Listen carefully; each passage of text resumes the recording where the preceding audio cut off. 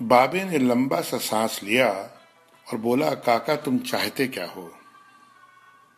میں نے عرض کیا کہ واقعی آپ کو سونا بنانا آتا ہے؟ بابے نے خالی خالی آنکھوں سے مجھے دیکھا اور کہا، ہاں میں نے جوانی میں یہ ہنر سیکھا تھا۔ میں نے عرض کیا کہ کیا آپ مجھے یہ نسخہ سکھا سکتے ہیں؟ بابے نے میری طرف گھور کے دیکھا اور کہا کہ تم یہ سیکھ کے کیا کرو گے؟ میں نے عرض کیا میں دولت مند ہو جاؤں گا۔ بابے نے زوردار قہقہہ لگایا اور کافی دیر تک ہنستا رہا۔ جب وہ ہنستے ہنستے تھک گیا تو بولا، تم دولت مند ہو کر کیا کرو گے؟ میں نے جواب دیا، میں دنیا بھر کی نعمتیں حاصل کروں گا۔ بابے نے کہا کہ چلو یہ نعمتیں تمہیں حاصل بھی ہو گئیں تو پھر کیا کرو گے؟ میں نے جواب دیا، میں خوش ہوں گا اور مجھے سکون ملے گا۔ اس نے مسکراتے ہوئے میری طرف دیکھا اور کہا، گویا تمہیں سونا اور دولت نہیں، سکون چاہیے۔ میں خاموشی سے اس کی طرف دیکھتا رہا اور کافی دیر تک خاموش گھورتا رہا۔ بابے نے مجھے جھنجھوڑا اور کہا، دراصل تم سکون اور خوشی کی تلاش میں یہاں آئے ہو۔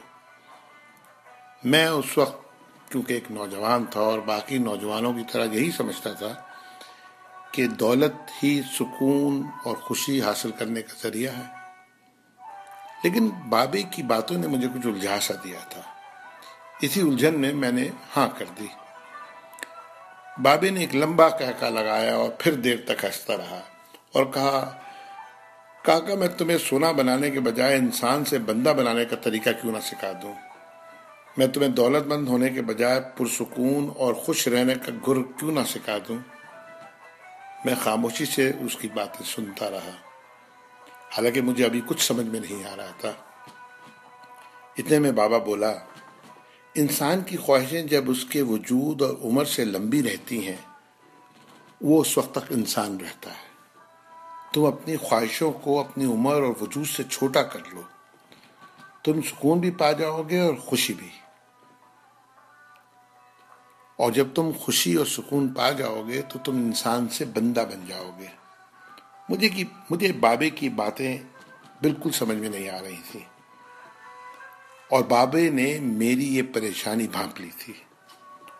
بابا بولا، تم قرآن شریف پڑھو۔ اللہ تعالیٰ نے خواہشوں میں لتھڑے ہوئے لوگوں کو انسان کہا ہے اور محبت میں رنگے ہوئے آزاد لوگوں کو بندہ۔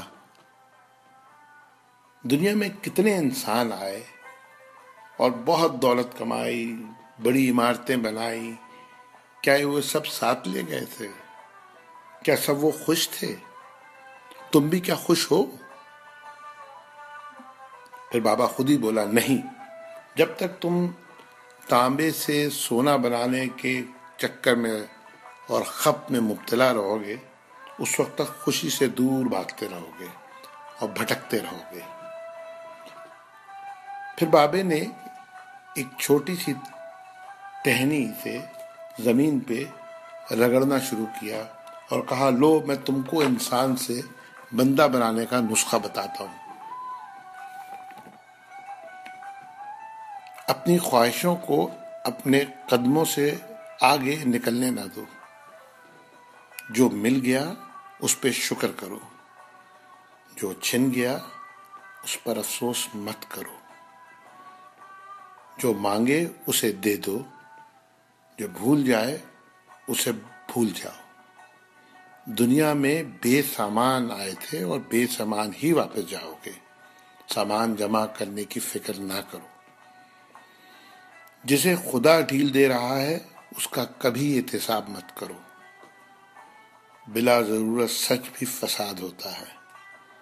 جو پوچھے تو سچ بولو، جو نہ پوچھے تو خاموش رہو۔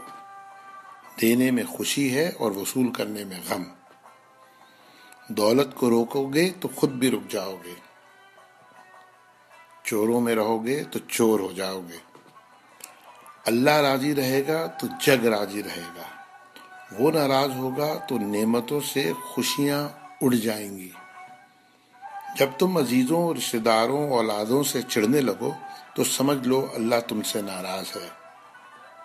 جن سے تمہیں نقصان پہنچا ہو اور مزید نقصان پہنچنے کا اندیشہ ہو ان سے کنارہ کشی کر لو، ان سے بدلہ لینے کی فکر نہ کرو، کیونکہ سب سے اچھا بدلہ اللہ کا ہے۔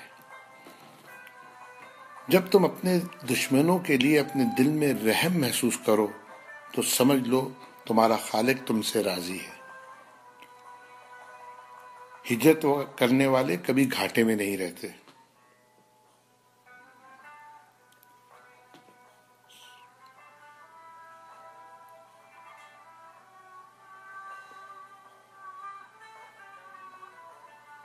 بابے نے پھر میرے کندھے پہ ہاتھ رکھا اور کہا، جاؤ، بس ایک چیز کا دھیان رکھنا، کبھی کسی کو خود سے نہیں چھوڑنا، دوسروں کو فیصلہ کرنے کا موقع دینا، یہ اللہ کی سنت ہے۔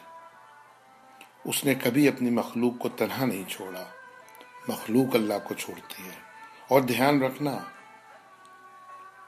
جو جا رہا ہو اسے جانے دینا، جو واپس آ رہا ہو اس کے لیے اپنا دروازہ کبھی بند نہ کرنا۔ یہ بھی اللہ کی عادت ہے، وہ واپس آنے والوں کے لیے اپنا دروازہ ہمیشہ کھلا رکھتا ہے۔ تم یہ کرتے رہنا، تمہارے دروازے پہ ہمیشہ میلہ لگا رہے گا۔ یہ اقتباس ہے جس کے مصنف سے میں بالکل نابلد ہوں، لیکن اس کا عنوان تھا